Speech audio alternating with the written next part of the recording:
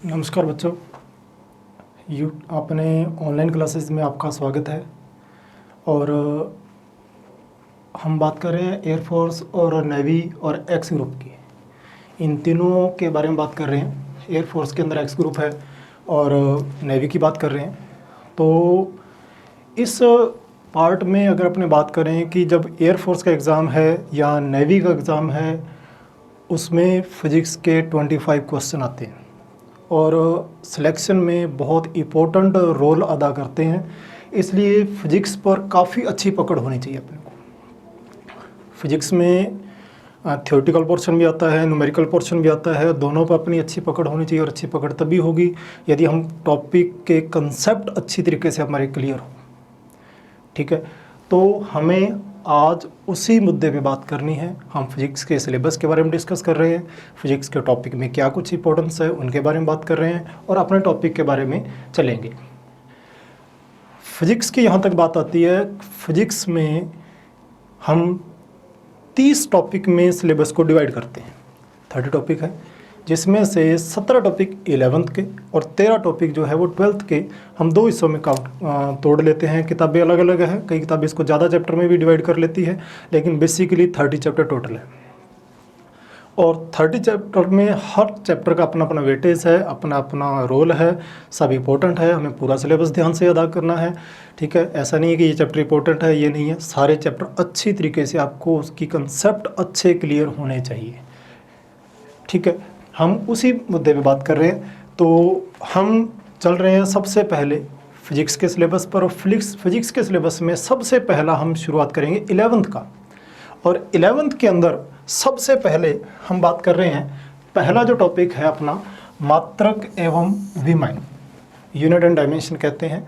ठीक है, हम इसके ऊपर बात कर रहे हैं। यूनिट एंड डायमेंशन इसका पहला चैप्टर है और कुल मिला के ये बात कह सकते हैं कि पूरी फिजिक्स इसी से ही शुरुआत होगी, पूरा बेस इसी में है।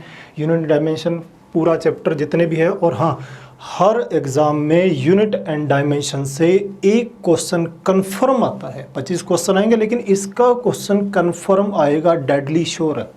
इसमें से क्वेश्चन पक्का आना है। इसलिए इस चैप्टर की अपनी शुरुआत कर रहे हैं। 11th का पहला चैप्टर अपने लेके चल रहे हैं। ठीक है, और उसमें भी सबसे पहले हमारा जो टॉपिक है वो है फिजिक्स। हमें ये पता होना चाहिए कि फिजिक्स क्या है। फिजिक्स में अगर फिजिक्स की बात करते हैं तो फिजिक्स PHYSICS, फिजिक्स शब्द एक लैटिन भाषा का शब्द था, फूसिस, उससे मिलकर बना हुआ है। अब फिजिक्स का फूसिस से क्या मतलब है? फूसिस का जो बेसिक मतलब होता है वो होता है नेचर यानी कि प्रकृति। तो फिजिक्स शब्द बना है फूसिस से। फूसिस का मतलब है प्रकृति, और प्रकृति जो है इससे फिजिक्स का शब्द तैयार हुआ है। बेसिक फूसिस शब्द था, उससे फिजिक्स बना गया है। अब हमें ये पता करना है कि फिजिक्स होती क्या है और हम फिजिक्स किसे कहते हैं। ठीक है, फिजिक्स के अंदर फूसिस प्रकृति का मतलब प्रकृति में पाई जाने वाली वास्तविक राशियों की जानकारी प्राप्त करनी है। तो फिजिक्स में सबसे पहली है कि हमें दो प्रकार की राशियों की बात करते हैं, या तो वास्तविक होगी या काल्पनिक होगी। हमें केवल और केवल वास्तविक राशियों की ही जानकारी प्राप्त करनी है। कहीं पर भी अपने काल्पनिक राशियों की कोई जानकारी प्राप्त नहीं करनी है। ठीक है, तो फिजिक्स में पहली शब्द आ गया है कि जो भी आप पता कर रहे हो तो वो राशियाँ जो है वो वास्तविक होनी चाहिए। नंबर 2 बात, फिजिक्स पढ़ते समय जो राशियां वास्तविक हैं उनकी जानकारी प्राप्त करनी है, लेकिन उनके लिए दूसरी शब्द है कि उन्हें मापा जा सके। ऐसी कोई भी राशि फिजिक्स में नहीं पढ़नी होती जिन्हें नहीं मापा जा सके। फॉर एग्जांपल, अगर अपने ये कहें कि आज एक व्यक्ति बहुत खुश है, तो उसकी खुशी को मापने का कोई मीटर नहीं है। ठीक है, कोई मेजरमेंट नहीं है खुशी कितनी है। तो ऐसी चीज़ें नहीं है। ज़रूरी है कि फिजिक्स में पहली बात तो वास्तविक राशियाँ होनी चाहिए, नंबर 2 बात उन्हें मापा जा सके। ठीक है, मापा जा सके। और मापने के लिए क्या करें? मापने के लिए ऐसे तो नहीं माप सकते, कोई ना कोई हमें तो मापने के लिए राशि रखनी पड़ेगी। मापने के लिए हमें आवश्यकता पड़ती है मात्रक की। इसीलिए हम जो पहला चैप्टर शुरुआत करते हैं, फिजिक्स की शुरुआत करते हैं, वो मात्रक एवं विमाओं से शुरू करते हैं, क्योंकि मात्रक वो होते हैं जो मापने में सहायता करते हैं। अगर मैं अब फिजिक्स की डेफिनेशन की बात करूं, देखो फिजिक्स की वैसे तो डेफिनेशन कोई पर्टिकुलर नहीं कह सकते, ठीक है, हर सिचुएशन के अकॉर्डिंग फिजिक्स की डेफिनेशन भी चेंज हो सकती है, लेकिन अगर जनरल कहूं कि प्रकृति में पाई जाने वाली वे वास्तविक राशियां जिन्हें मापा जा सके, उनकी जानकारी प्राप्त करना ही फिजिक्स यानी कि भौतिक विज्ञान कहलाती है। तो हमें इसमें वास्तविक राशियों की ही जानकारी प्राप्त करनी है, ठीक है। तो पूरा का पूरा चैप्टर में यही चलेंगे कि वास्तविक राशियां लेके चलेंगे, उन्हें मापा जा सके, ठीक है। मापने के लिए बहुत सारी राशियां हैं जिन्हें मापनी है, तो हमें ये पता होना चाहिए कि किन किन राशियों को हमने मापना है या राशियां कितने प्रकार की होती हैं। तो हमें आगे चलना है राशियों के प्रकार। तो हमारा जो नेक्स्ट बात आ रही है वो है राशियों के प्रकार। राशियां कितने प्रकार के, देखो मेज़रमेंट करना है, बहुत सारी राशियां होती हैं, ठीक है। हमारे पास हम ये देखते हैं कि द्रव्यमान भी हमारे पास राशि है, लंबाई भी हमारे पास राशि है, बल भी है, ठीक है, कार्य भी है, बहुत सारी राशियां होती हैं। लेकिन उन राशियों को भी हम मापना है और मापने के लिए पहले राशियों का डिवाइडेशन हमें बहुत ज़रूरी है। हमें ये पता होना चाहिए कि राशियां कितने प्रकार की होती है जिन्हें अपने मापा जा सके, ठीक है। राशियां मापने के लिए हम चलते हैं कि राशियां कितने प्रकार की होती हैं। तो राशियों के अंदर देखा जाए तो पहले प्रकार की जो राशियां होती हैं मूल राशियां होती हैं। राशियों को 3 भागों में तोड़ा जा सकता है, मूल राशियां, दूसरी होती है व्युत्पन्न राशियां और तीसरी होती है पूरक राशियां। राशियां जो है वो 3 हिस्सों में तोड़ी जाती हैं। सबसे पहली है मूल राशियां, क्योंकि मेज़रमेंट करना है, मेज़रमेंट करने के लिए हमें राशियों की आवश्यकता पड़ेगी और राशियां कौन कौन सी होंगी उनको मापने जा रहे हैं। मूल राशियां ये कौन सी होती हैं, इंग्लिश में कहें तो फंडामेंटल यूनिट, ठीक है, फंडामेंटल क्वांटिटीज़ यूनिट। तो मूल राशियां यानी कि फंडामेंटल क्वांटिटीज़ क्या होती हैं। देखो प्रकृति में बहुत सारी राशियाँ पाई जाती हैं, उनमें से वे राशियाँ जो टोटली इंडिपेंडेंट होती हैं, पूर्ण स्वतंत्र होती हैं। इन राशियों की खासियत ये होती है कि ये राशियां पहली बात तो पूर्ण स्वतंत्र होती हैं, ठीक है, टोटली इंडिपेंडेंट ईच अदर, एक दूसरे पर निर्भर नहीं करती हैं। इन राशियों को मूल राशियां कहा जाता है, ठीक है, ये किसी भी राशि पर निर्भर नहीं करती हैं, ठीक है। इसी प्रकार व्युत्पन्न राशियाँ, वो राशियाँ जो डिपेंड करती हैं, निर्भर करती हैं दूसरी राशियों पर, उन्हें व्युत्पन्न राशियाँ कहा जाता है। और पूरक राशियाँ वो होती हैं जो इन दोनों से ही हटके होती हैं। हम तीनों राशियों के बारे में अलग अलग डिस्कस करेंगे। तो हमारा पहला टॉपिक ये रहेगा कि मूल राशियाँ कौन कौन सी होती हैं, मूल राशियाँ कितने प्रकार की होती हैं, उनके बारे में अपने को डिस्कस करना है। तो सबसे पहले अपने पास आ गई है मूल राशियाँ।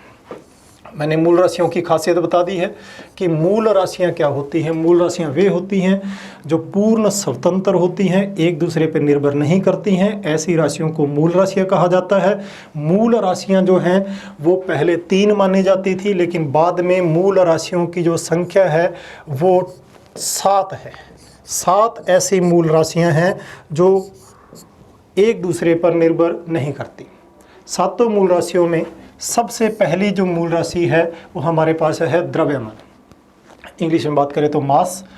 द्रव्यमान मूल राशि में माना जाता है और द्रव्यमान के जितने भी मात्रक होते हैं उन्हें मूल मात्रक कहा जाता है।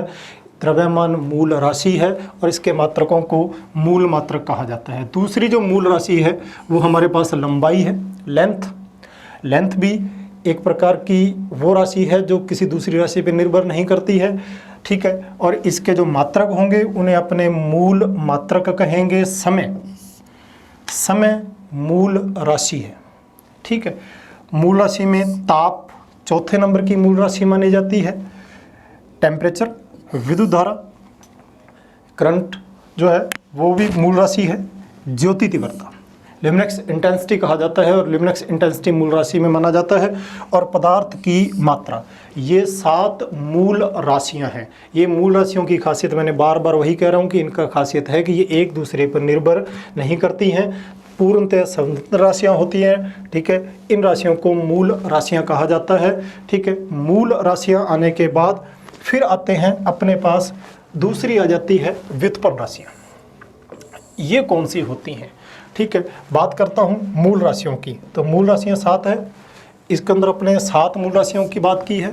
7 मूल राशियाँ मैंने एक बताई थी अभी, जो द्रव्यमान है, दूसरी बता दी है लंबाई है, तीसरी बता दी थी मैंने समय है, ठीक है। फिर आया था अपने पास ताप है, फिर आ गया था अपने पास विद्युत धारा आ गई, ठीक है। फिर अपनी जो मूल राशि थी वो ज्योति तीव्रता आ गई थी, और लास्ट मूल राशि थी पदार्थ की मात्रा। अब आ जाती है दूसरे नंबर की राशि, कौन सी? व्युत्पन्न राशि। व्युत्पन्न इंग्लिश में कहूँ तो इसको कहा जाता है ड्राइव्ड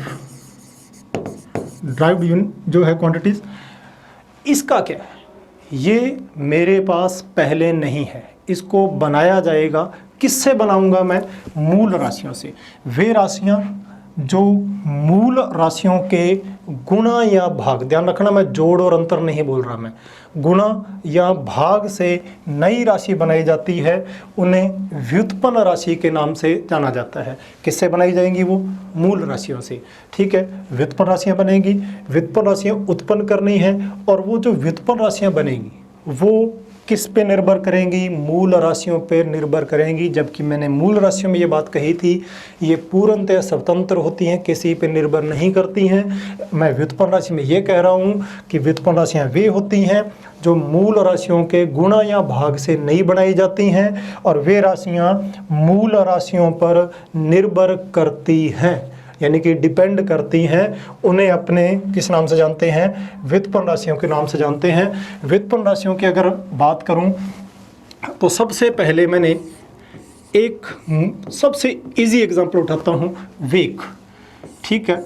वेग यानी कि velocity is equal to displacement upon time, ठीक है। डिस्प्लेसमेंट अगर मैं लिखूं तो लेंथ होती है लंबाई बटे में समय। देखो लेंथ जो है ये एक मूल राशि है, समय जो है ये एक मूल राशि है, और इन दोनों से एक नई राशि बनी है। इस राशि को अपने व्युत्पन्न राशि कहेंगे। और ये जो व्युत्पन्न राशि है ये डिपेंड करती है लेंथ और टाइम पर, यानी कि व्युत्पन्न राशियाँ वे होती हैं जो इन पर निर्भर करती हैं। इन्हें अपने व्युत्पन्न राशियों के नाम से जानती है। वेग आ गया अपने पास। चलो मैं दूसरी बात करता हूँ। अगर मैं बात करूँ संवेग की, मोमेंटम, संवेग बराबर होता है द्रव्यमान गुणा में वेग। तो ये मेरे पास क्या आ गया? संवेग आ गया मेरे पास, ठीक है। तो संवेग द्रव्यमान गुणा वेग। अच्छा, द्रव्यमान को पड़ा रहने दो, ये लो, द्रव्यमान गुणा वेग को लिख दिया मैंने लंबाई बटे में समय। तो ये मेरे पास मोमेंटम आ गया, यानी कि momentum is equal to mass into length upon time. तो संवेग जो है ये एक व्युत्पन्न राशि हो गई है, ठीक है। द्रव्यमान एक मूल राशि आ गई है, लंबाई एक मूल राशि आ गई है, समय जो एक मूल राशि आ गई है। तो ये सारे के सारे अपने पास इस प्रकार से मैंने ये कहा कि संवेग एक व्युत्पन्न है। किससे मिलकर बना? द्रव्यमान, लंबाई, समय, यानी कि मूल राशियों से एक नई राशि अपने पास बन जाती है। उसे अपने किस नाम से जानते हैं? व्युत्पन्न राशि कहते हैं। ये इन पर निर्भर करती है, ठीक है। व्युत्पन्न राशियों की जैसे मूल राशि तो मैंने कहा 7 है, व्युत्पन्न राशियाँ तो कितनी भी हो सकती है, कोई फिक्स नहीं, सारी बनती जाएंगी। जितने फॉर्मूले आपको याद आते जा रहे हैं वो सारे इसी रूप से बनते जा रहे हैं, ठीक है। उसके बाद आ जाती है तीसरी पूरक राशियाँ। पूरक राशियाँ जो होती हैं वो होती हैं सप्लीमेंट्री जो है क्वांटिटीज़। सप्लीमेंट्री क्वांटिटीज़ के अंदर कौन कौन सी आती हैं? देखो मूल राशियाँ वो थी जो पूर्णतः स्वतंत्र होती हैं, व्युत्पन्न राशियाँ वो थी जो मूल राशियों किससे बनाई जाती हैं? गुणा भाग से बनाई जाती हैं, उन्हें अपने व्युत्पन्न राशियाँ कहते थे।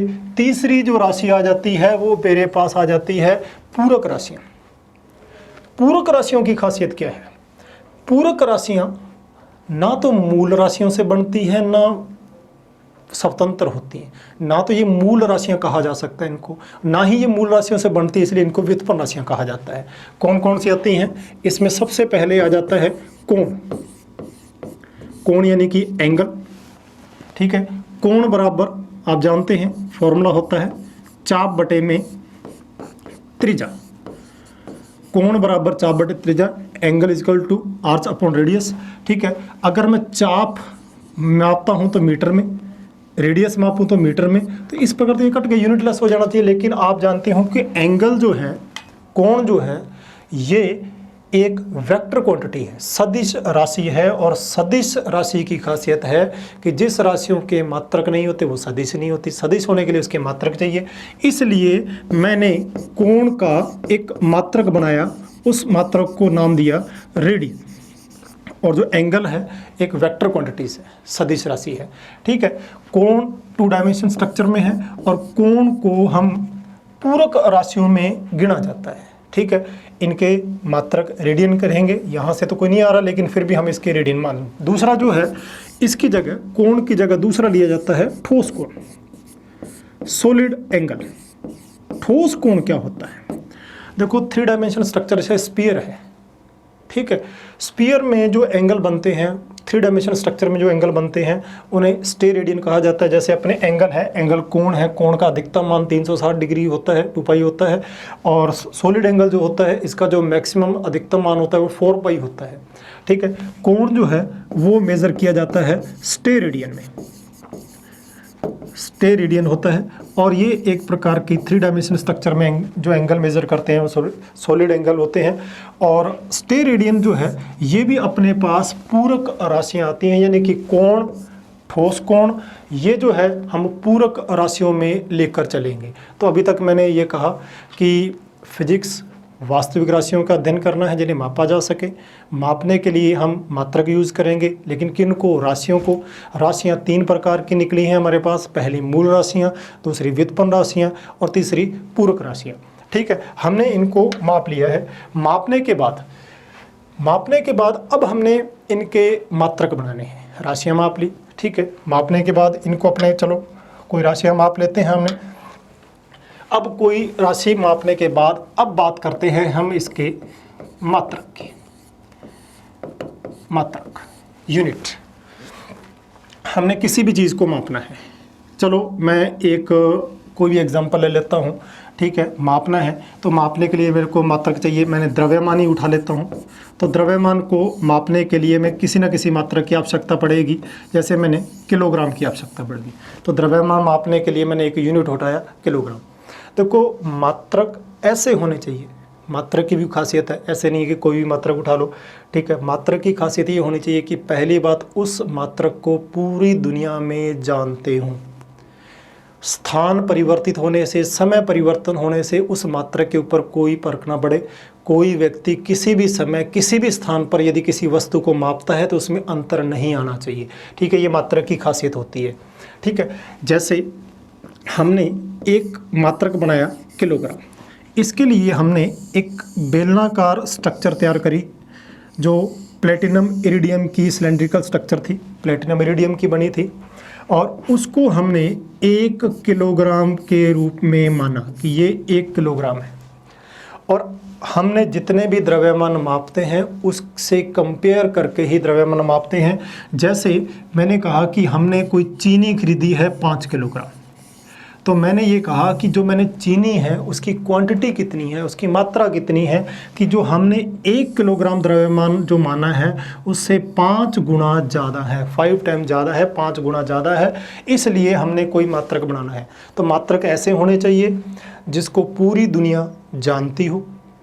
ठीक है, किसी भी स्थान पर उसे कोई व्यक्ति माने तो उसमें परिवर्तन नहीं आना चाहिए। ठीक है, किलोग्राम की ये भी डेफिनेशन है। प्लेटिनम इरिडियम की बेलना का स्ट्रक्चर है, इसे 1 किलोग्राम माना जाता है। लेकिन एक और डेफिनेशन के अकॉर्डिंग ये भी माना जाता है कि C612 यानी कि कार्बन परमाणु जो होते हैं उनकी 5.0188 गुणा 10 की पावर 25 परमाणु जब ले लेते हैं तो उनका जितना भी द्रव्यमान होता है उसे हम 1 किलोग्राम के बराबर मानते हैं। तो ये भी अपने पास है। इस प्रकार से मात्रक के लिए ज़रूरी है कि आप कोई भी मात्रक जो है इस प्रकार से बनाओगे कि वो सत्यता रहे, पूरी दुनिया में उसको वैलिड माना जाए। ठीक है, चलो मैंने एक एग्जांपल लेता हूँ। बल बराबर होता है F बराबर m में, सब जानते हैं बल का फॉर्मूला होता है F बराबर m में mass into acceleration, force is equal to, ठीक है, m यानी कि द्रव्यमान गुणा में त्वरण, त्वरण को लिखा जाए तो लंबाई बटे में समय का स्क्वायर लिखा जाएगा, ये है। और मुझे इसका मात्रक बनाना है। अब इसका मात्रक कैसे बनाऊं? द्रव्यमान आप जानते हो कि मैंने किस में माप लिया, किलोग्राम में। लंबाई किस में माप ली मैंने, मीटर में। और समय माप लिया चलो मैंने सेकंड में। ठीक है, उसके बाद मैंने इसी को दोबारा लिखा कि एक दूसरे व्यक्ति ने बल को मापने की कोशिश करी, कहता द्रव्यमान तो चलो अपने ग्राम में भी माप सकते हैं, लंबाई तो किस में, फुट में माप सकते हैं, फीट भी कह देते हैं, और समय जो है वो सेकंड में मापा जा सकता है। लेकिन अगर दोनों यूनिट को देखो तो दोनों यूनिट में कुछ सिमिलरिटीज़ भी है, कुछ अलग अलग भी है, तो दोनों यूनिट एक जैसे तो नहीं। और मैंने ये कहा कि भी आप द्रव्यमान ले रहे हो, द्रव्यमान किलोग्राम में भी लिया जा सकता है, ग्राम में भी लिया जा सकता है, लेकिन इस प्रकार से यूनिट जो है वो अलग अलग आने शुरू हो जाएंगे। और मैंने ये कहा कि मात्रक में परिवर्तन नहीं होना चाहिए, इसलिए हमें कोई ना कोई तो इसके नियम कानून बनाने पड़ेंगे ताकि इंटरनेशनल लेवल पर सभी यूनिट एक जैसे रहें। तो इसके लिए हमने पद्धतियाँ तैयार करी। तो आगे अपने पास आ जाता है मात्रकों की पद्धतियाँ। तो मात्रकों में समरूपता लाने के लिए हमने पद्धतियाँ तैयार करी। पहली पद्धति जो तैयार करी है हमने वो की है MKS। M का मतलब होता है मीटर, K का मतलब होता है किलोग्राम, S का मतलब होता है सेकंड। क्या कहता है? ये कहता है कि आपने कोई भी फॉर्मूला है उसमें आप यूनिट बना रहे हो, मात्रक बना रहे हो, तो उसके लिए अगर उस फॉर्मूले में आपने लेंथ मीटर में मापी है तो द्रव्यमान आप ग्राम में नहीं ले सकते, द्रव्यमान आपको किलोग्राम में ही लेना पड़ेगा। ठीक है, उसी प्रकार समय किस में लेना पड़ेगा, सेकंड में। जैसे मैंने अभी बल की बात की थी, तो बल बराबर होता है F बराबर m में द्रव्यमान गुणा में लंबाई बटे में समय का स्क्वायर, यही था। अगर मुझे ये कहा जाए कि MKS यूनिट में इसका मात्रक क्या होगा, तो देखो द्रव्यमान मैंने किस में माप लिया है, किलोग्राम में। मैं जानता हूँ MKS यूज़ करना है। लंबाई मेरे पास एक ही चॉइस है कि मैं इसको लेंथ को किस में मेज़र करूँ, मीटर में, और समय किस में ले लेता हूँ, सेकंड में। ये किसका यूनिट आ गया मेरे पास, फोर्स का। ठीक है, और इसको वैसे लिखा जाए तो इसको लिखा जाता है न्यूटन में, न्यूटन बोला जा सकता है इसका। ठीक है, जब भी बोलना है अपने किलोग्राम लेना है, मीटर लिया है तो आपको किलोग्राम लेना पड़ेगा, ग्राम नहीं यूज़ किया जा सकता, एक यूनिट होगा। हाँ, सबसे ज़्यादा यूज़ किया जाता है MKS यूज़ होता है। नंबर 2 बात, अगर आपने किसी भी फॉर्मूले में द्रव्यमान ले रहे हो, ठीक है, लंबाई ले रहे हो, समय ले रहे हो, लेंथ अगर आपने सेंटीमीटर में ली है तो द्रव्यमान आपको ग्राम में ही लेना पड़ेगा, और समय जो है आपको वो सेकंड में लेना है। समय सेकंड का तो जो तीनों पद्धतियों में टाइम जो है वो सेकंड में ही लिखा जाता है। ठीक है, सेंटीमीटर। जैसे अभी मैं बात करता हूँ बल, तो बल सबसे पहले क्या है, द्रव्यमान मैंने किस में ले लिया है, ग्राम में, इनटू लंबाई लेनी पड़ेगी मुझे सेंटीमीटर में, और समय लेना पड़ेगा मुझे सेकंड में, और इसे वैसे ये कहा जाता है डाइन। और 1 न्यूटन में 10 की पावर 5 डाइन होते हैं। हो गया CGS यूनिट। तीसरी यूनिट बहुत कम यूज़ होती है लेकिन पता होना चाहिए। तीसरी यूनिट जो है FPS। F यदि आप कहीं पर लंबाई फुट में या फीट में मेज़र कर रहे हो तो आपको जो द्रव्यमान है वो आपको जो है पाउंड में मेज़र करना पड़ेगा, और समय जो है वो तो वही है, सेकंड में ही मापना पड़ेगा। जहाँ तक आ गई है बल की, अगर मैं फिर इसमें बल लेके चलता हूँ तो बल में सबसे पहला जो है मेरे को क्या लेना पड़ेगा, द्रव्यमान। तो द्रव्यमान अब की बार मेरे पास एक यूनिट है पाउंड में भी द्रव्यमान मापे जाते हैं। ठीक है, पाउंड है। उसके बाद आ जाता है लंबाई आप किस में मापोगे, फुट में, और बटे में समय किस में लेना है अपने, सेकंड में। ठीक है, और वैसे इसको एक नई यूनिट के रूप में बोला जाता है पाउंडल। तो पाउंड द्रव्यमान का मात्रक है, पाउंडल किसका मात्रक है, मेरे पास ये है बल का मात्रक है, और 1 पाउंडल में 0.1382 0.2255 न्यूटन होते हैं एक पाउंडल में। ये पाउंडल द्रव्यम अपने पास बल का मात्रक है और इस एक पाउंडल में कितने न्यूटन होते हैं, ये दोनों का आपस में रिलेशन है। तो ये सारी की सारी अपने पास मात्रकों की पद्धतियां हैं, ठीक है। सबसे ज़्यादा एमकेएस यूज़ होती है, फिर सीजीएस यूज़ होती है, फिर एफपीएस यूज़ होती है, लेकिन सबसे ज़्यादा जो है वो एमकेएस में ही काम होता है। सीजीएस भी कभी कभार यूज़ होती है, एफपीएस बहुत कम होती है, ठीक है। तो ये मेरे पास मात्रकों की पद्धतियां हैं, ठीक है। मात्रकों में समरूपता लाने के लिए मैंने कुछ पद्धतियों का निर्माण किया है, ये वही पद्धतियां मेरे पास आ जाती हैं, ठीक है। उसके बाद आते हैं बात कि मात्रकों की पद्धतियां आ गई हैं, कितनी हैं। मीटर यानी कि द्रव्यमान, इसकी लंबाई, किलोग्राम द्रव्यमान, और एस फॉर सेकेंड। लंबाई, द्रव्यमान और समय आपने 3 पर चल रहे हो, जबकि मैंने कहा कि मूल राशियां 3 नहीं होती, मूल राशियां 7 होती हैं। तो क्यों ना अपने अब 7 के लिए बात की जाए। तो इनमें सबसे वैसे, हालांकि जो एमकेएस सबसे अच्छी मानी जाती है, ठीक है, एमकेएस सबसे अच्छी मानी जाती है, इसलिए हमने क्या किया, एमकेएस में 3 मूल राशियां थी, 4 मूल राशियां और ऐड कर दी और इसको एक नई पद्धति के रूप में लिखा जाएगा। वो होगी अपने पास एसआई, इंटरनेशनल स्टैंडर्ड यूनिट। हम बात कर रहे हैं इंटरनेशनल स्टैंडर्ड यूनिट की। तो अपनी जो नई सिस्टम आ गया है वो एसआई पद्धति आ गई, एमकेएस वाला ही है, ठीक है। एसआई पद्धति में हमने सबसे पहले तो जो लिखा हुआ था वो मेरे पास था द्रव्यमान, जो मूल राशि थी। दूसरी मूल राशि जो थी वो मैंने लंबाई ली हुई थी। तीसरी जो मूल राशि थी वो समय लिया हुआ था। और इन मूल राशियों के 3 मूल राशियों के बाद मैंने जो नई मूल राशियां थी वो आई थी, एक तो ताप, ठीक है। हमने ताप के बारे में बात की, तो जो नई मूल राशि थी वो आ गई ताप। उसके बाद आ गई है, ताप के बाद विद्युत धारा, विद्युत धारा के बाद फिर आ जाता है अपने पास ज्योति तीव्रता,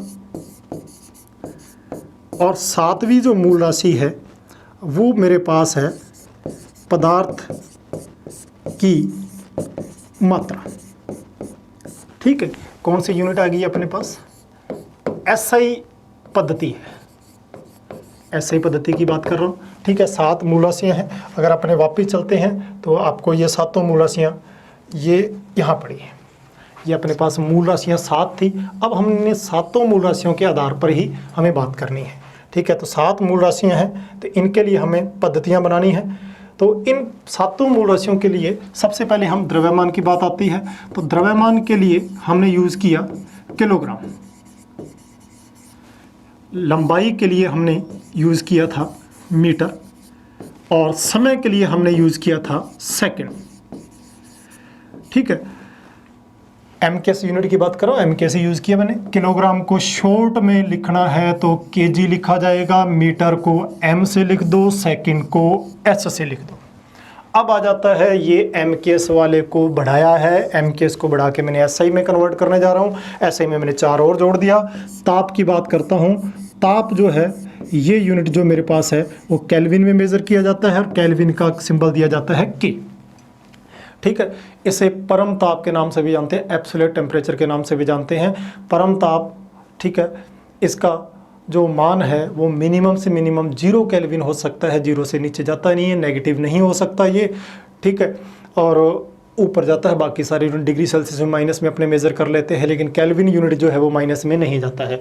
विद्युत धारा को अपने किस में मापते हैं, एम्पियर में मापते हैं, सिंबल दिया जाता है। विद्युत धारा के और भी मात्रक होते हैं, एबी एम्पियर वगैरह भी होते हैं, लेकिन यहाँ हमें एम्पियर लेके चलना है। ज्योति तीव्रता, ल्यूमिनेक्स इंटेंसिटी कहते हैं। ल्यूमिनेक्स इंटेंसिटी को जो है वो कैंडेला में मेज़र किया जाता है, और कैंडेला का जो सिंबल दिया जाता है वो CD दिया जाता है। और पदार्थ की जो मात्रा है, पदार्थ की मात्रा को मोल में लिखा जाता है MOL के रूप में लिखा जाता है। तो ये मेरे पास SI पद्धति है और SI पद्धति में सबसे ज़्यादा यही यूज़ किया जाता है और MKS का ही बड़ा हुआ रूप जो है वो SI पद्धति के रूप में लिखा जाता है। तो ये सबसे इम्पोर्टेंट है, मोस्टली न्यूमेरिकल इसी यूनिट में ही सॉल्व किए जाते हैं।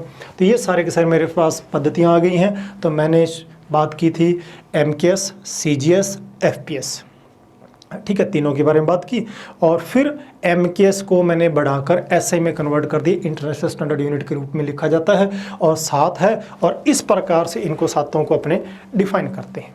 ठीक है, ये अपने पास पद्धतियां हैं, उनके मात्रक हैं। फिजिक्स सारी इन्हीं के अपने पूरे न्यूमेरिकल वगैरह इसी पे चलनी है। किसी भी न्यूमेरिकल को सॉल्व करना है सबसे पहले आपको ये देखना होता है कि उसमें जो आपको डाटा दिए गए हैं क्या वो एक ही यूनिट में है, क्योंकि मान रखने होते हैं। कुछ डाटा वो CGS के दे देगा, कुछ आपको SI के दे देगा। तो हमें या तो सारे SI में कन्वर्ट करने या सारे CGS में कन्वर्ट करने, अलग अलग यूनिट फॉर्मूले में नहीं रखे जा सकते। ठीक है, तो ये अपने पास आ गया है। आगे चलते हैं। अब कुछ व्यवहारिक मात्रक जो हम रूटीन में यूज़ करते हैं। सबसे पहला मैं लेके चलता हूँ द्रव्यमान। तो व्यवहारिक मात्रक जो कई बार डेली रूटीन में अपने यूज़ करते हैं उनकी बात आती है। सबसे पहले है द्रव्यमान। द्रव्यमान का सबसे अच्छा यूनिट जो है वो तो मैंने पहले ही बता दिया है, किलोग्राम के रूप में लिखा जाता है। तो द्रव्यमान का जो यूनिट है वो मेरे पास क्या है, किलोग्राम है। लेकिन सारी यूनिट में थोड़ी किलोग्राम है, कई बार लिखा जाता है ग्राम। 1 ग्राम का मतलब होता है 10 की पावर -3 किलोग्राम। 1 किलोग्राम का 1000वां भाग को 1 ग्राम कहा जाता है। 1 मिलीग्राम mg, ठीक है, मिलीग्राम। कई बार अपने दवाइयों में देखते हैं तो इस पर लिखा होता है कि ये 200 mg की दवाई है या 500 mg की दवाई है, mg मिलीग्राम। मिलीग्राम का मतलब होता है मिली और ग्राम, दो चीज़ें हैं। मिली 10⁻⁻3, ग्राम 10⁻⁻3, कुल मिला के होगा 10 की पावर -6 किलोग्राम जो है वो 1 मिलीग्राम के रूप में यूज़ किया जाता है। छोटे मात्रक हैं। छोटे मात्रक से यदि इससे भी छोटा चला जाए तो अपने पास परमाणुओं के अंदर भी मापने के लिए एक यूनिट यूज़ की जाती है, एटॉमिक मास यूनिट। इसे कहा जाता है परमाणुवीय द्रव्यमान मात्रक। ये सब व्यवहारिक मात्रक में है और इसे कहा जाएगा एटॉमिक मास यूनिट। शॉर्ट में इसे लिखा जाता है AMU। इसमें हम बहुत छोटे द्रव्यमान मेज़र करते हैं। ठीक है, जब प्रोटॉन की बात होनी चाहिए, अपने न्यूट्रॉन की बात होनी चाहिए, इलेक्ट्रॉन की बात होनी चाहिए, तो वो अपने AMU में मेज़र करते हैं। याद करो द्रव्यमान क्षति वाला एक चैप्टर पढ़ा था आपने, वहाँ अपने मोस्टली द्रव्यमान AMU में बात कर रहे थे। ठीक है, तो अब अपने को पता होना चाहिए कि 1 AMU ये द्रव्यमान होता कितना है। 1 AMU का मतलब होता है जो कार्बन परमाणु होता है C612, कार्बन परमाणु के द्रव्यमान का 12वां भाग, उसे 1 AMU कहा जाता है। अगर इसको लिखा जाए तो 1 AMU कितना होता है, 1.66054002 गुणा 10 की पावर -27 किलोग्राम को 1 AMU कहा जाता है। ये 1 AMU का मान है। ठीक है, कई बार किताबें कहती है कि इसको 1.67 ही लिख देती है, लेकिन 1.67 नहीं, 1.66054002 गुणा 10 की पावर -27 किलोग्राम इसका जो मान होता है। ठीक है, और ये परमाणु में अगर प्रोटॉन न्यूट्रॉन की बात की जाए तो प्रोटॉन और न्यूट्रॉन के द्रव्यमान से थोड़ा सा कम होता है। ठीक है, तो ये अपने पास द्रव्यमान की बात आ गई। छोटे द्रव्यमान, अगर मैं बड़े द्रव्यमान की चलूँ तो किलोग्राम है, उसके बाद टन है, टन या मीट्रिक टन, जो किसी अपने मीट्रिक टन 1000 किलोग्राम को कहते हैं। अगर उससे बड़ा द्रव्यमान की बात की जाए तो हमारे पास पृथ्वी का द्रव्यमान है। ठीक है, वैसे तो एक स्लग, ये भी एक यूनिट होता है। एक स्लग जो है 14.59 किलोग्राम को कहा जाता है एक स्लग, द्रव्यमान का ही मात्रक होता है।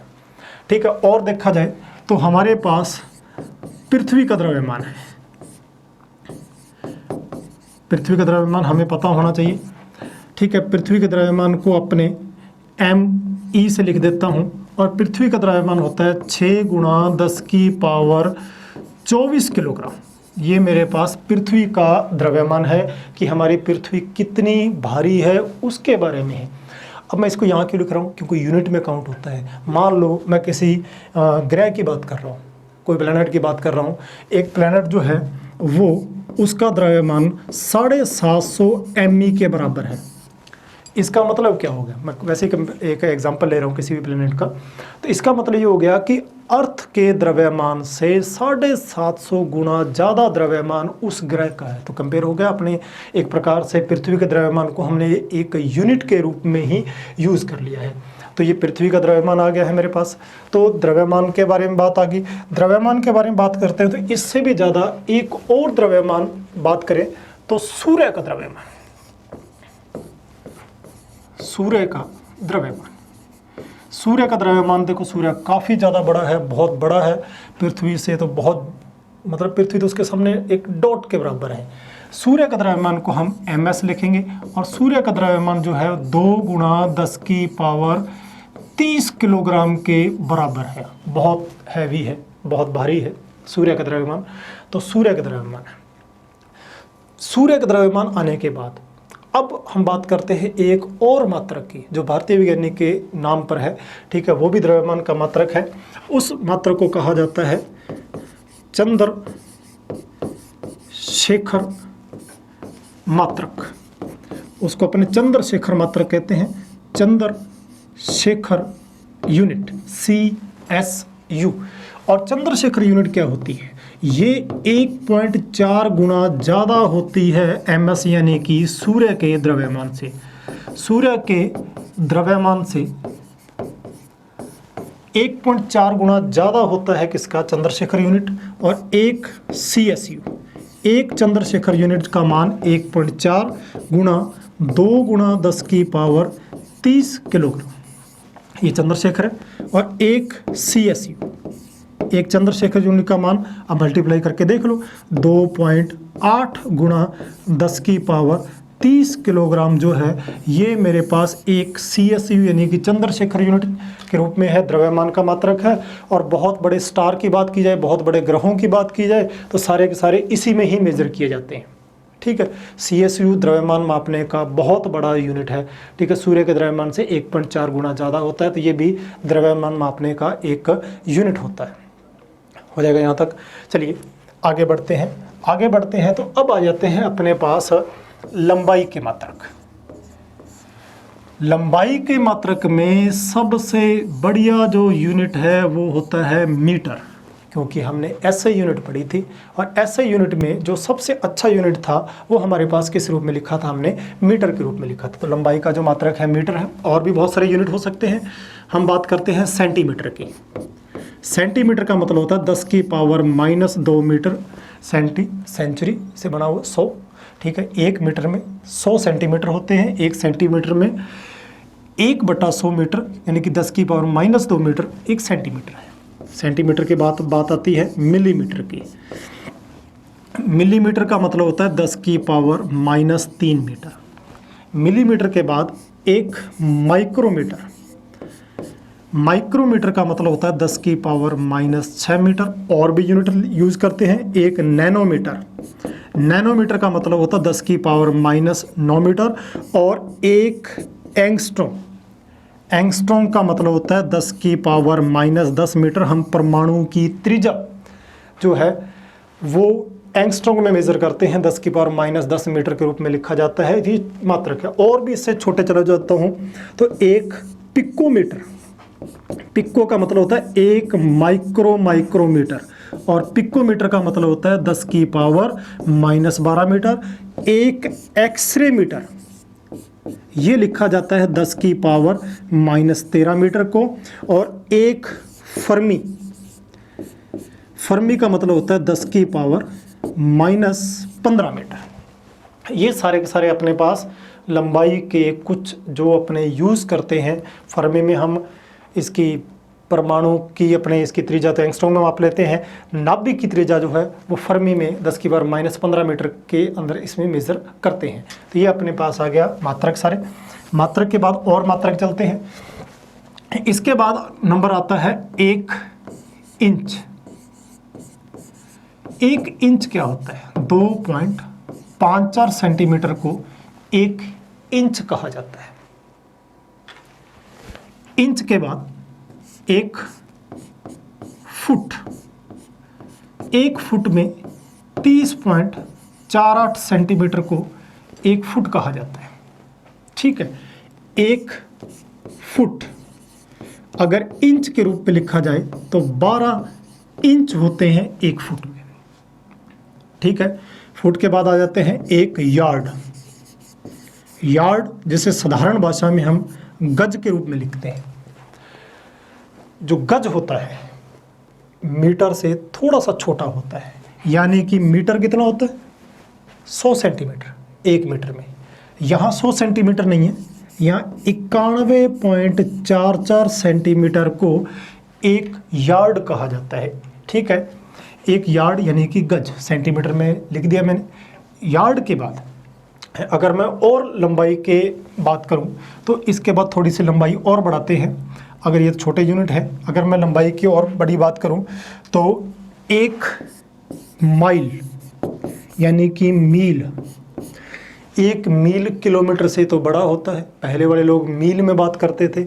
1 मील का मतलब होता है 1.609344 मीटर, यानी कि 1 मील में 1609.344 जो है, ये यहाँ मैंने मीटर में लिख दिया है। ये मेरे पास यहाँ पर किलोमीटर है, यहाँ मैंने मीटर लिखना था। तो 1609, कई बार 1600 मीटर को अपने 1 मील मान लेते हैं, लेकिन 1609.344 जो मीटर है वो 1 मील के बराबर होता है। तो ये मेरे पास मील आ गया। मील से बड़ी डिस्टेंस की बारे में बात करूँ तो मील से बड़ी डिस्टेंस और क्या हो सकती है? मील से बड़ी चलते हैं, हमें एक जो है बहुत अच्छा यूनिट है, उसे कहा जाता है खगोलीय मात्रक। खगोलीय मात्रक में एस्ट्रोनॉमिकल यूनिट कहते हैं। एस्ट्रोनॉमिकल यूनिट के कारण इसको शॉर्ट में लिखा जाता है AU। देखो, अपना ये सूरज है, ये हमारी पृथ्वी है, और पृथ्वी सूरज के चक्कर लगाती है, दीर्घवृत्ताकार पत्ते। इनके बीच की जो दूरी होती है, देखो कभी ज़्यादा रहेगी कभी कम होगी, तो एवरेज डिस्टेंस। ठीक है, और वैसे तो ये दीर्घ अक्ष कहलाती है, ये लघु अक्ष कहलाती है। अर्ध लघु अक्ष कहा जाता है। वैसे जो पृथ्वी और सूरज के बीच की औसत दूरी होती है उसे एक खगोलीय मात्रक कहा जाता है। पृथ्वी और सूरज के बीच की दूरी को एक खगोलीय मात्रक के रूप में लिखा जाता है। इसलिए एक एस्ट्रोनॉमिकल यूनिट, एक खगोलीय मात्रक एस्ट्रोनॉमिकल यूनिट के रूप में लिखते हैं। एक खगोलीय मात्रक कितना होता है? एक खगोलीय मात्रक का जो मान होता है 1.49 गुणा 10⁻11 मीटर होता है, और किलोमीटर में कन्वर्ट करो तो किलोमीटर में कन्वर्ट हो जाएगा।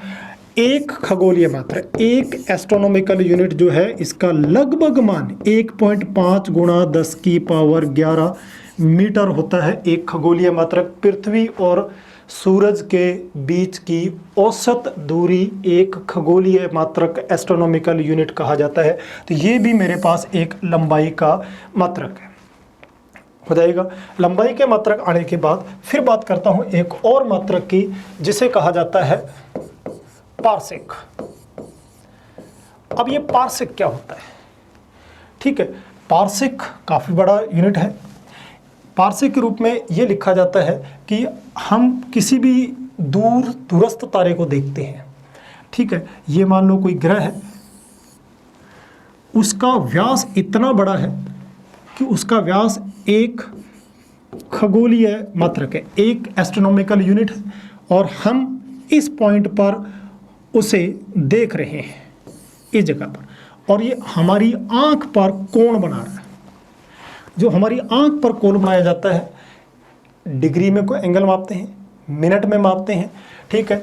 1 मिनट का जो कोण होता है वो 1 डिग्री का 60वां भाग होता है। और इसी प्रकार 1 सेकंड का कोण, ये सेकंड का कोण है, डबल डैश लगाया हुआ, 1 सेकंड का कोण जो होता है वो 1 डिग्री का 36वां भाग होता है।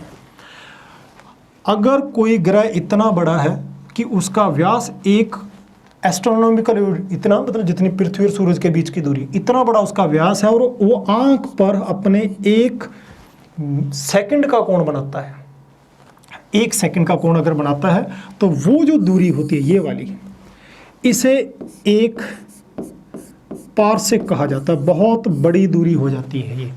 और एक जो पारसेक है इसका मान कितना होता है, ठीक है। 1 पारसेक का जो मान है वो 3.1 गुणा 10 की पावर 16 मीटर होता है। ये पारसेक है, दूरी का सबसे बड़ा मात्रक एक पारसेक होता है। तो हमने पारसेक की बात करी, ये पारसेक आ गया कि पारसेक क्या होता है। लेकिन अगर देखा जाए लंबी दूरियों को मापने का सबसे फेमस मात्रक कौन सा होता है, तो सबसे फेमस मात्रक जो होता है वो होता है प्रकाश वर्ष। दूरी को मापने का सबसे फेमस यूनिट प्रकाश वर्ष है, लाइट ईयर कहते हैं इसको, ठीक है।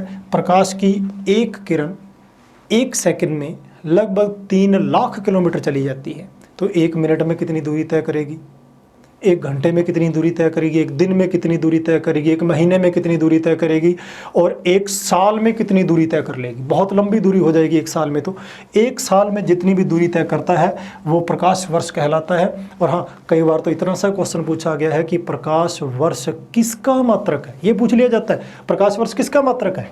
यहाँ वर्ष छपा हुआ है, ठीक है, लेकिन ये टाइम का यूनिट थोड़ी है, ये तो किसका है, लेंथ का यूनिट है। तो इतना ही पूछा गया है कि प्रकाश वर्ष किसका मात्रक है, तो लंबाई का मात्रक है। तो एक प्रकाश वर्ष जो है प्रकाश द्वारा 1 वर्ष में तय की गई दूरी को प्रकाश वर्ष कहा जाता है। और इसका मान होता है 9.46 गुणा 10 की पावर 15 मीटर। एक प्रकाश वर्ष को कहा जाता है और ये दूरी का सबसे फेमस यूनिट है। लंबी दूरियों को मापने का सबसे फेमस यूनिट की बात की जाए तो प्रकाश वर्ष है। 9.46 गुणा 10 की पावर 15 मीटर के रूप में लिखा जाता है। तो ये सबसे फेमस यूनिट है। अगर मैं पारसेक और प्रकाश वर्ष का कंपेयर करवाऊँ, आपस में दोनों की तुलना करवाता हूँ, तो पारसेक प्रकाश वर्ष से बड़ा होता है। एक पारसेक में 3.26 प्रकाश वर्ष होता है। तो ये मेरे पास किसका आ गया है, पारसेक आ गया है। तो ये पारसेक भी दूरी का ही मात्रक है, बड़ा फेमस मात्रक है, ठीक है। तो ये मैं बात की अभी तक द्रव्यमान के यूनिट। और किसके बात की है, देखो इससे पहले मैंने ये बात की, ये अपने पास दूरी के, और ये द्रव्यमान की मैंने बात की है, ठीक है। अभी तक हमने व्यवहारिक मात्रक पढ़ रहे हैं। व्यवहारिक मात्रक में क्या पढ़ा हमने, द्रव्यमान के यूनिट। द्रव्यमान के यूनिट की बात की जाए तो इसमें एक यूनिट और भी होता है, 1 पाउंड। पाउंड भी द्रव्यमान का मात्रक था। पाउंड कितना था, 453.6 ग्राम। ये भी द्रव्यमान का मात्रक था। तो हमने द्रव्यमान की बात की। द्रव्यमान के बाद हमने ये बात, द्रव्यमान चल रहा था, फिर हमने लंबाई की बात की, ठीक है। लंबाई में जो हमने सबसे अच्छा यूनिट पढ़ा है वो पारसेक है। अब आ जाते हैं हमारा अगला, समय के मात्रक। समय के कौन कौन से मात्रक हो सकते हैं, ठीक है। सबसे अच्छा यूनिट तो वही है, क्योंकि हमने सभी पद्धतियों में देखा है कि सेकंड में ही न्यूमेरिकल में रखना है तो सेकंड ही रखा जाएगा, सेकंड में ही रखना है। तो समय के जो मात्रक है वो सेकंड है, ठीक है। बाकी मिनट आप जानते हो, ठीक है, मिनट क्या है, घंटे क्या है, ये सब हमें पता है। छोटे मात्रकों में बात की जाए तो एक शेक, ये समय का मात्रक है। और एक शेक का मतलब होता है 10 की पावर -8 सेकेंड। एक शेक होता है समय का मात्रक, ये भी समय का मात्रक है। और चलते हैं समय के मात्रक के बाद अगर बात की जाए तो और बड़े मात्रकों में चलते हैं। तो चलता है अगला चंद्रमास, लूनर मंथ के रूप में लिखा जाता है। और चंद्रमास का मतलब होता है कि चंद्रमा पृथ्वी के चक्कर लगाता है, ठीक है, इसको सिडेरियल मास के रूप में भी कह सकते हैं। और इसका जो मान होता है, एक चंद्रमास सुदूर तारे के सापेक्ष चंद्रमा द्वारा पृथ्वी का एक चक्कर लगाने में जो लगा हुआ समय है वो चंद्रमास कहलाता है। होता है 27.3 दिन सुदूर तारे के सापेक्ष चंद्रमा द्वारा पृथ्वी का एक चक्कर लगाने में लगा हुआ समय चंद्रमास कहलाता है। 27.3 दिन है चंद्रमास, लूनर मंथ के रूप में भी कहा जाता है, सिडेरियल मंथ भी कहा जाता है इसको। तो ये अपने पास चंद्रमास आ गया। चंद्रमास के बाद अगर मैं आगे बढ़ता हूँ तो इसके बाद एक और यूनिट जो आता है मेरे पास, वो आता है अपने पास सौर दिवस। सौर दिवस, सौर सूर्य के सापेक्ष पृथ्वी के एक दिन की अवधि जो है वो अपने सौर दिवस कहलाती है। देखो ये अपना सूरज है, ये अपनी पृथ्वी है, इसका जो चक्कर है वो 365 दिन और 6 घंटे में पूरा करती है पृथ्वी जो है। तो ये मैं कहता हूँ 365.25 जो दिन है इसको एक वर्ष कहा जाता है। तो एक दिन किसे कहेंगे? एक दिन का मतलब होता है 1 में 365.25 वर्ष, ठीक है। इसको अपने एक दिन के रूप में लिखा जाता है। और एक सौर दिवस पृथ्वी का सूर्य के सापेक्ष एक दिन की अवधि को सौर दिवस कहा जाता है। और जो एक सौर दिवस है इसका मान कितना होता है? इसका मान होता है 24 घंटे सौर दिवस का मान है, ठीक है। एक और समय का मात्रक होता है जिसे कहा जाता है सिडेरियल दिवस।